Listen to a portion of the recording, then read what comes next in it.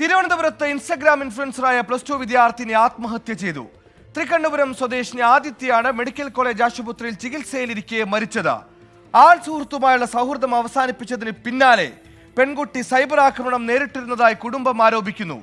അതേസമയം +2 പരീക്ഷയിലെ തിരിച്ചടിയാണ് മരണകാരണമെന്നും സംശയമുണ്ട്. സംഭവത്തിൽ പൂജപ്പുര പോലീസ് അസ്വാഭാവിക മരണത്തിന് കേസെടുത്ത് അന്വേഷണം തുടങ്ങി.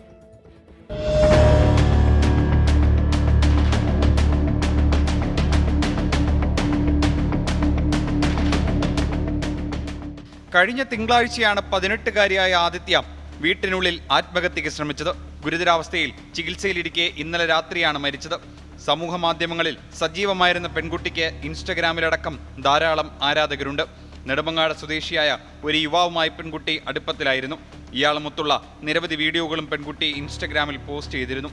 എന്നാൽ യുവാവുമായുള്ള സൗഹൃദം അവസാനിപ്പിച്ചതോടെ ആദിത്യ കടുത്ത സൈബർ ആക്രമണം നേരിട്ടിരുന്നതായി സുഹൃത്തുക്കൾ ആരോപിക്കുന്നു.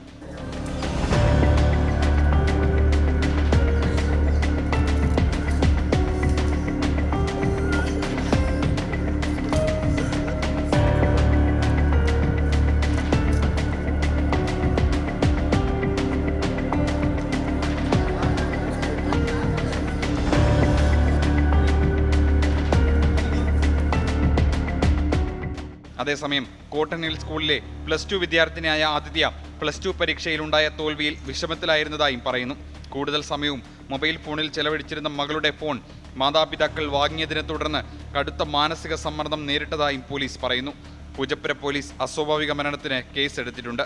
സൈബർ ബുള്ളിംഗ് നടന്നിട്ടുണ്ടോ എന്നടക്കം പോലീസ് വിശദമായി പരിശോധിക്കും. മൃതദേഹം വീട്ടിലെ പൊതുദർശനത്തിന് ശേഷം പുതുക്കോട്ടയിലെ സമൂഹ ശ്മശാനത്തിൽ സംസ്കരിച്ചു. 24 തിരുവനന്തപുരം.